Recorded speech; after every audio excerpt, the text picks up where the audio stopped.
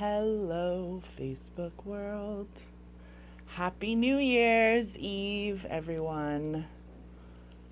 How are we doing today? Last day of 2018. You ready for it? You ready? I'm ready. 2018 was awesome. It was crazy. It was super hard. I went through so many changes. Oh my God. But it's amazing. It's just been amazing. Wonderful, wonderful year. So when you pop on, say hi, Happy New Year, all those fun things. I love to know who's on. It really helps me with the energy of the live to know who's on the lives, and I can answer your questions and all of that. So,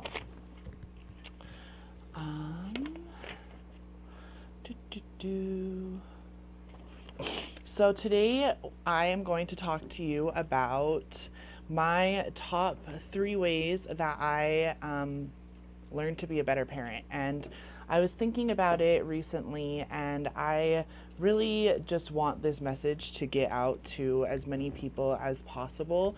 Obviously, this is what I do for my living, but it doesn't matter. Like, I am here to serve the next generation, and the way I do that is by teaching all of the children.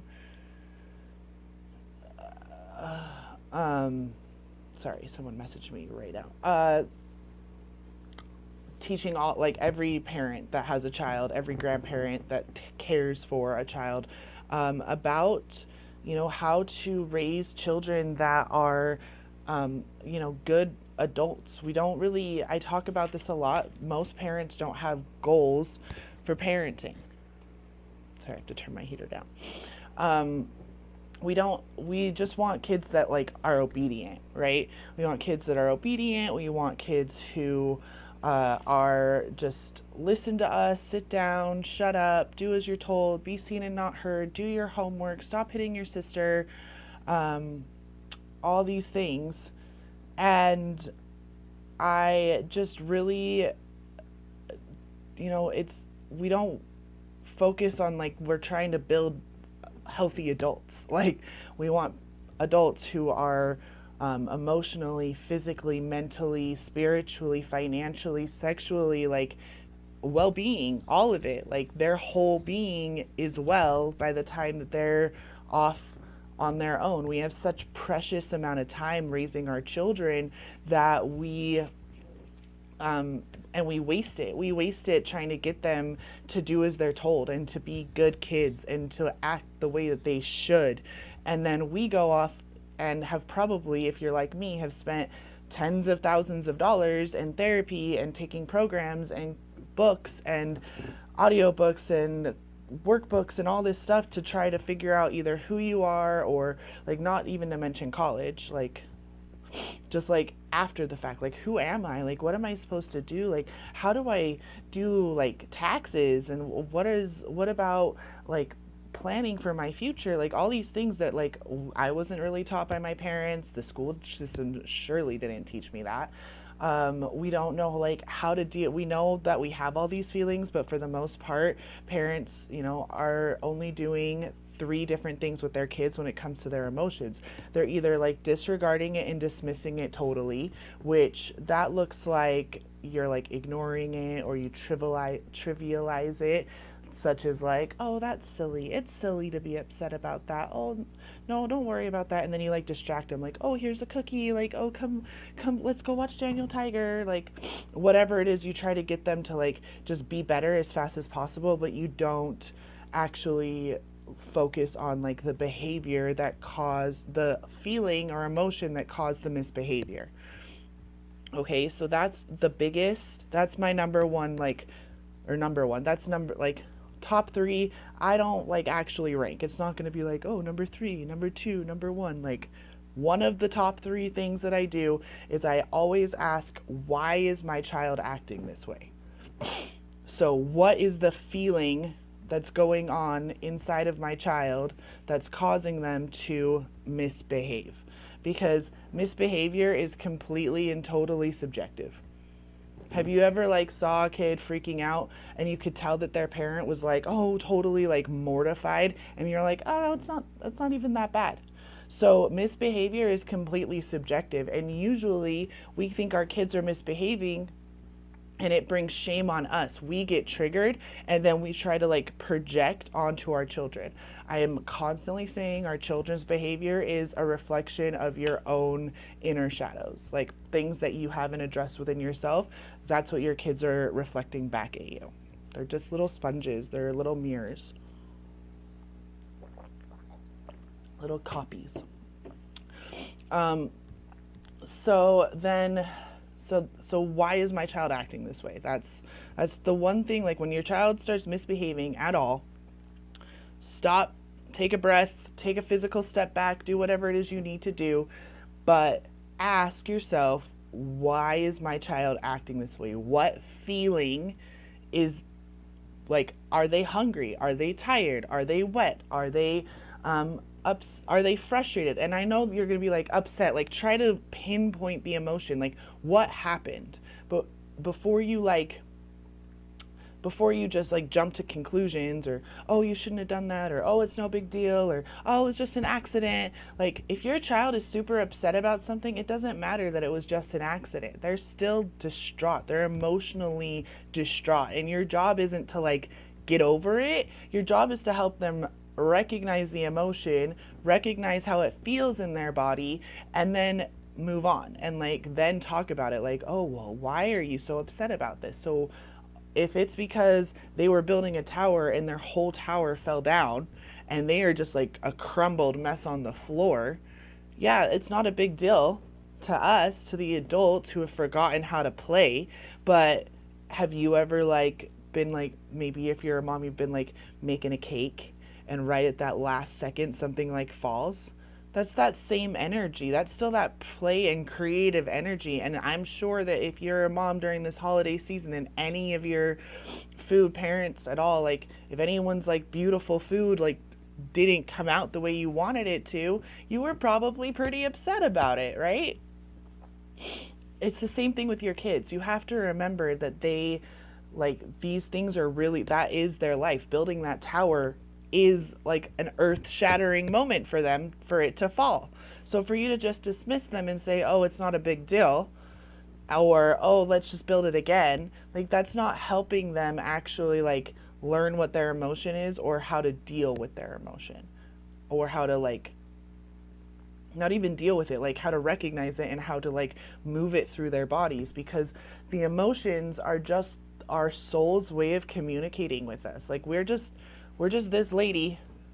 All of us are just this lady, and our physical, mental, emotional like projection of this ethereal body, our soul, comes out in different ways. So when our emotions are going off and we're talking, trying to communicate, and we're being emotional, like, it's because our soul is trying to tell us something, that something's not right, or this is a learning experience. Every moment is a learning experience. So for this, it's a moment for you to teach your child about, yes, you can be upset that your blocks fell. Absolutely, you worked really, really hard. And maybe we can think of some things to do that would make us feel better. And like, it's not, oh, stop talking, or oh, be quiet. So that's the other. So disregarding and dismissing is like, oh, it's not a big deal. The other one is disapproving. When you're like, stop crying right now. It's just a fucking tower. Okay, you like, big boys don't cry. Stop being such a girl. Like, you disapprove of the fact that they even have emotions. Bad emotions. You're that parent that like only wants your kid to always be happy and chipper and in a good mood. And if they're not in a good mood, you call them out and are like, what's wrong with you? Why are you acting so sour? What's with that sour ass puss face? Whatever, like, like. Or if they do get that upset over the blocks, you're like, stop being such a brat. Stop being so whiny. It's not that fucking big a deal. Versus the dismissive parent is probably more empathetic. Like, oh, honey, it's not that bad. But they're still like sweet. The disapproving one is like, not like, no, you started whining and crying. That we do not do that in our house. We do not whine and cry. We do not show that sort of emotion. And then The third type of parent is going to be like, it's going to be tricky because you're going to think like, oh, I'm doing so good. And you're going to be empathetic. You're going to be super like, oh my goodness, it is so hard, huh? You worked really, really hard on that, and then it fell over and you're so upset. And it's okay to be upset. And it's okay to have big feelings. And that's it. You're just going to like acknowledge the feelings, and then you're going to like help them clean up the toys. You're not going to help them in any way on working on how to move through the emotion, how to, oh, I know that you are so upset and it is okay to feel upset. Can you tell me how it feels? And have them recognize it in their body. Oh, my face is wet, or my heart is pounding, or I can't breathe. So that is more like the empathetic, the offering no guidance. That one's super, super tricky because, again, you think that you're helping, but all you've done is like brought up the fact that they're feeling something, but you haven't actually helped them move through the feeling or be able to recognize it and name it and move through it and find skills so that they can get back into balance and get back into homeostasis, which is our goal. It's not that our kids should act a certain way, it's that we all like to feel happy and enjoyment and fun and playing, and that's what, like, they don't want to feel distraught, they don't want to feel upset, nobody wants to feel those way, and it's okay to have those feelings, but a lot of the times we just say it's okay and we don't work through it again. So why does this matter? Why do you guys care? Well, the reason why you should care is because I've been doing more and more research. You guys know me. And honestly, we have a lot of parents who think that they are doing amazing by their kids because they're not hitting. And you guys hear me talk about this a lot, how hitting and yelling disturb the same part of the brain, as in if you hit your child, their brain lights up in a certain place, and their fight, flight, or freeze mechanism in their amygdala lights up. And you get reactive like a reptile. And you're not going to be able to talk to them at all. Well, the same thing happens when you yell at your kid. The reason why they look dumbfounded and they're not answering you and they look absolutely petrified is because they are. And they're like totally frozen, and they're like, maybe if I stand here long enough, then she'll stop yelling at me. Which just frustrates us even more, right? So when we're dealing with our kids, we have to also realize that when we are not connected, when we're not yelling at them and we're not hitting them, we're now leaving them in almost a more dangerous place, because now they just feel alone. Now they just feel completely isolated.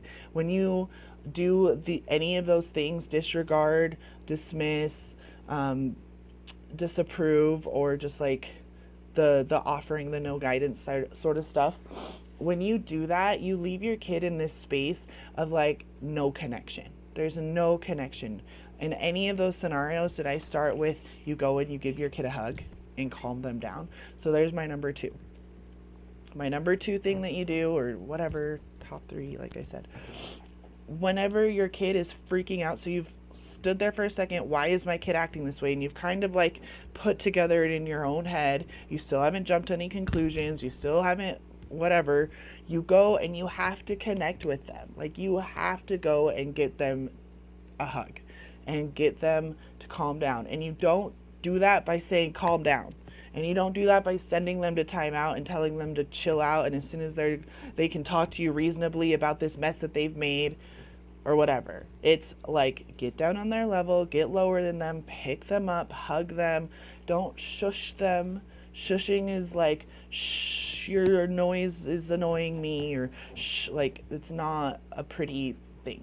Like, I know that for little infants, the shh reminds them of being inside the womb, but once they have language skills, shh is not something that you want to be promoting, because it's very shaming to be shushed. So I know, or oh, it's really hard, I see the blocks, like trying to let them know what you see, because that's what they can see, but you still don't want to start assuming anything. You don't want to be putting any of the pieces together because you want them to tell you that.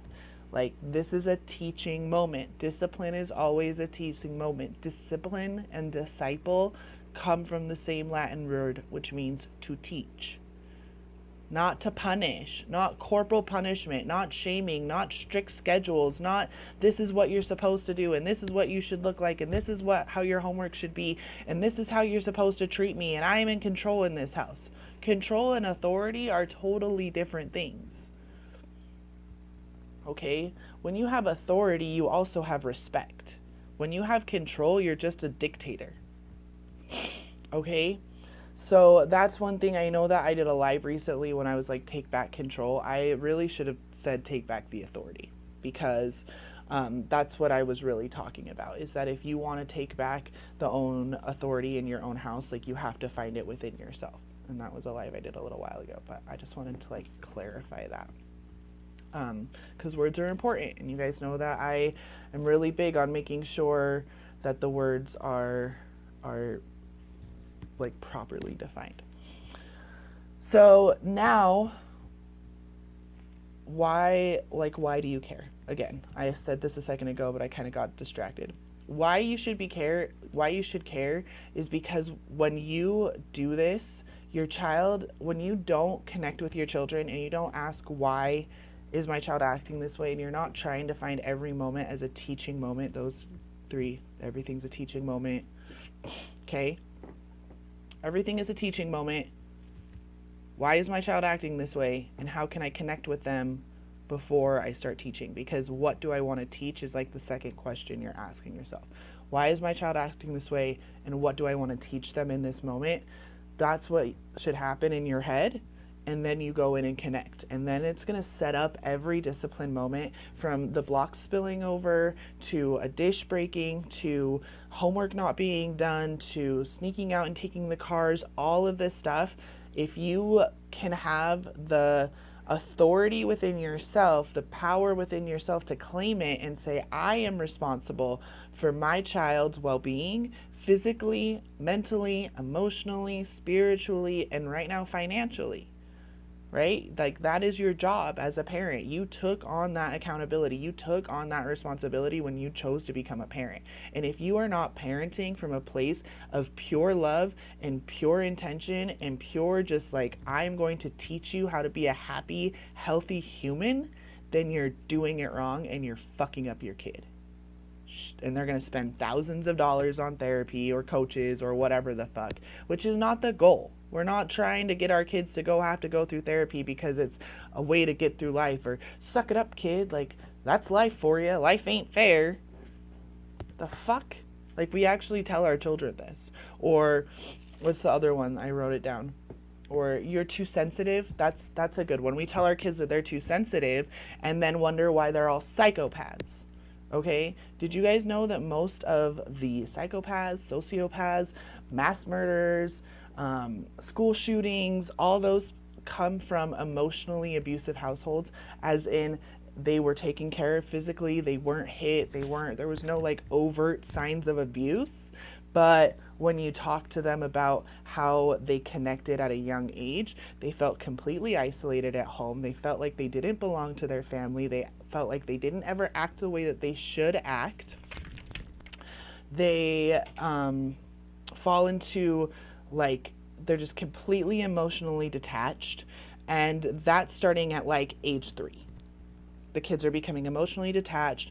They can't soothe themselves. We wonder why such a rise in Asperger's and autism has been occurring. Like, minus all the conversations that you can have about the medical system, how about the mental health system? How about the fact that we tell our children that they need to act a certain way and they need to feel a certain way, and if they're not happy rainbows, little pieces of sunshine, then we're going to send them away.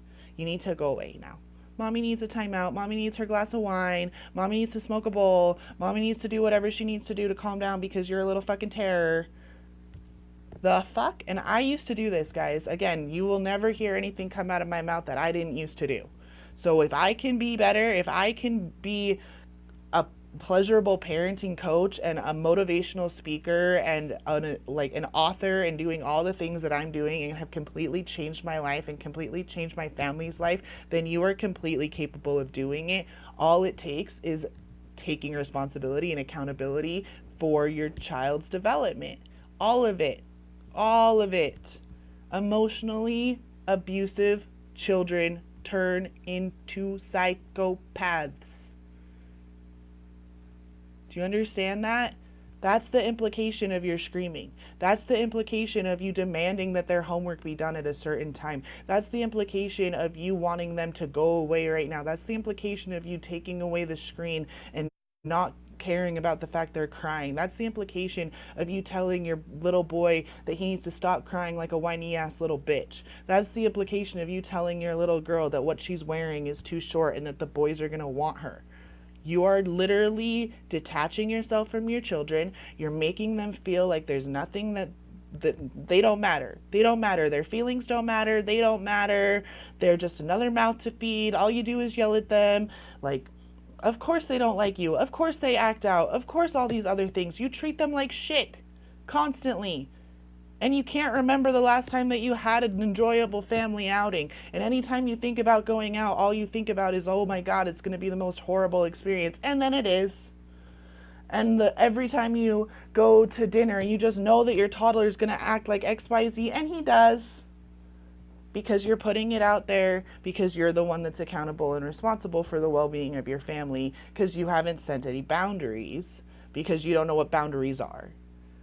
And I know that this sounds super harsh, but it's the last day of 2018. I want you guys to think back to 2018. How many moments in 2018 where you're like, oh my God, my fucking children. Oh my God, my kids, I'm going to kill them. Oh my God, I can't even with my children. I swear to God, if my children don't, I'm going to, and it's going to, right? Or you were screaming and crying and all these things constantly with your kids. And then you find out that the most common thread between sociopaths and psychopaths and school shooters and mass murderers and serial killers is emotionally distraught families, where they were dismissive completely. Oh, you're so silly. That's so silly to be so upset about that. Let's go get a cookie. Or, oh, I know. It's so hard, huh? Let's clean up the blocks and we'll go move and we'll do something else. Or, stop whining. If you're going to act that way, you can just get out of my sight. All three of those, like, yeah, one of them seems the worst, right? The disapproving, we're like, oh, I don't do that. I don't disapprove of my kids. Start listening to yourself. Really start listening to the way that you communicate with your kids, because some of the things that used to come out of my mouth, I am like, so, like, good thing I don't believe in being shamed about anything, but it was like embarrassing. If you don't shut up right now, we are going to leave this fucking park and it's going to be all your fault. Like, hello. No wonder my 10-year-old has the most problems right now. Like, we're working on it and he's so much better. He's not have any of the self-hate talk that he used to. He throws less tantrums than he used to. My 3-year-old, we're able to get him to calm down within a couple of minutes now. He throws huge temper tantrums. Gets really, really, really upset. And my daughter, she's cool. Like, she's the one that, like, kind of led us down this journey. She's fine. She's also only 18 months, so her freakouts are still much more base chakra-y. But the connection between my 10-year-old and me has definitely been repaired by, like, 1,000 times just since I decided that I was going to be the better mom.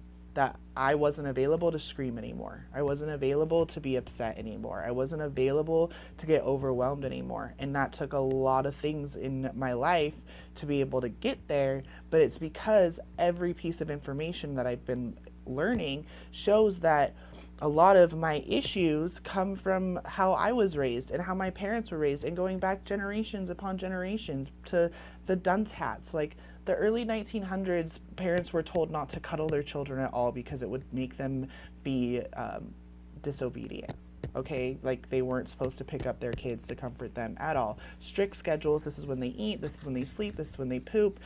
Like, don't play with them. Don't touch them. Don't coddle them. Like, nothing. Or they're going to become disobedient little spoiled brats. And prior to that, it was corporal punishment, right? Like spankings and whippings and all that sort of public humiliation. And before that, it was like slave labor. The second that that kid was old enough, they were doing as much work as possible. So yeah, we've come far ways when it comes like physically, that we're not physically abusive to our kids for the most part, but we are all emotionally abusing our kids. And if you don't think you're emotionally abusing your kids, then you're fucking lying. Because I haven't met a single person yet that hasn't used any of those tactics that I just said on a regular basis. Even the parents that are like, oh, I don't ever use timeout, oh, I never use that, they're the ones that are the no guidance. They're the ones that are like, oh yeah, I tell them it's okay to feel, and I'm like, and then what? And then how do you help them do that? Oh, then we just do something else and they feel better. Okay, so they have no idea how to soothe themselves. They soothe themselves with distractions. So what's going to happen when the cookies don't work?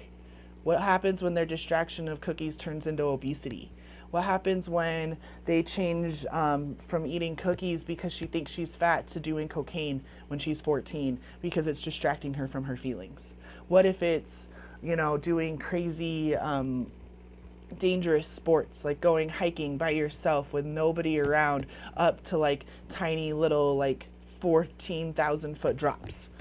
Just because you have no idea, they have no idea how to soothe themselves, they don't know how to deal with their emotions, they don't even know what these emotions are called, they don't know what these feelings are in their bodies, they know they're supposed to be ashamed of their bodies, they know that all these things that society teaches them because the parents aren't willing to talk to them. We don't talk to them about the awkward conversations, we don't teach them about their bodies, we don't tell them where babies come from. For some reason, that's like the hardest conversation for us to have. It's fucking ridiculous, it's science.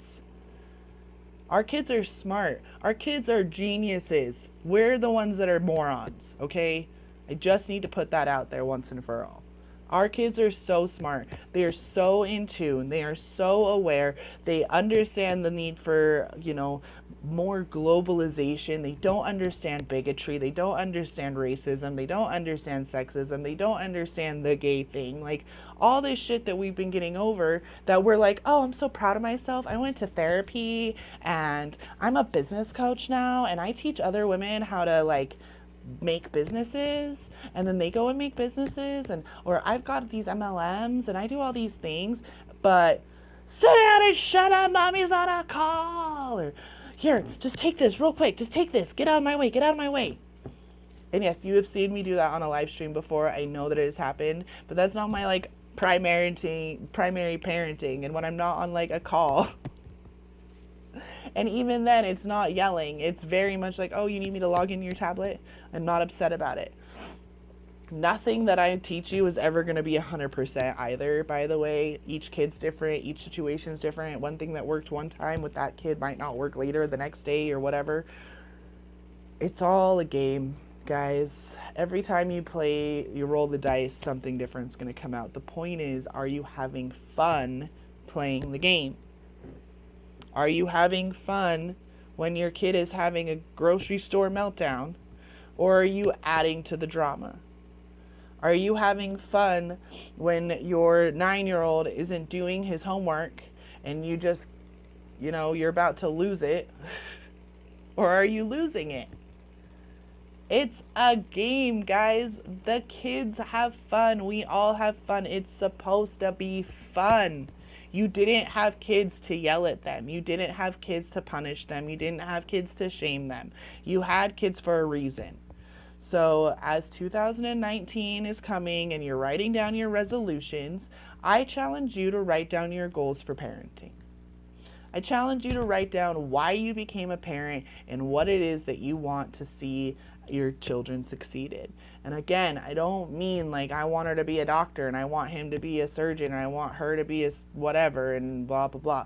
I mean, do you want to raise a kid that knows how to get through on a mediocre level and passes and gets through life, handles it the way that you handled it because you did it? Or do you want a kid that's thriving? Do you want a healthy adult that is well balanced and a well-being physically, mentally, emotionally, spiritually, sexually, financially, all of it by the time you send them off into the world? I really, really, really hope that it's the second one. So I love you all. Thank you so much for tuning in. If this spoke to you at all, please feel free to share it out to your friends. And I hope you all enjoy your New Year's. And I love this joke. I'll see you next year.